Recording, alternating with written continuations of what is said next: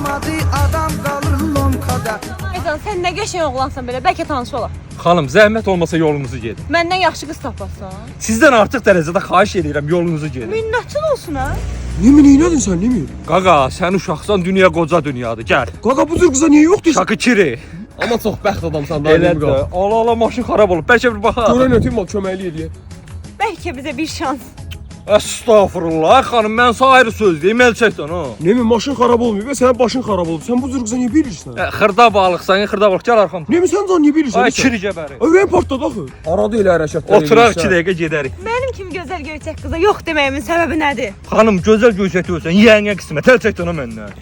Nemi neyinirsən? Neysə, başa sal. Uşaqsan, uşaq, keç otur. Sən can neyinirsən sən? Deyirəm keç otur. Axşam çıxanda çağırırsan damlaya, haqq hesabı yazsan da Yazıram telefonda. da, Hamısını. Gəl. Ay, Təsdiq eləmə, tanış olaq, hər şey yaxşı olacaq. tanış olaq xanım. Yaxşı, buyur əyləş maşınıma, gəlirəm, tanış oldum. Nemi axır çağıllandım. Baba elə deyim hə. Çox sağ ol, çox sağ ol. Ay gözəl oğlan, bəs bu qədər maşının içində bu hardan bildi ki, mənim maşınım o kruzlu qaçda oturdu ora? Zarafasız o nə bilir lan o sənin Bax, başın? qoyunsan da, qoyun gəlmisən, qoyun gedəsən. Ona görə arvad həftə 8-dən 9 qaçır atası oyuna. Ay, hamısı təxribatdır. Nə təxribat? Qoyun, hamısı arvadın planıdır. O göndərib bunu. Bə tutmamısan sən 2 saat. Məzələrsən. Mən bu dəqiqə onun saçlarından tutub burada sürüyüm. Meydan, Sonra Azərbaycan, hər tərəf əryan.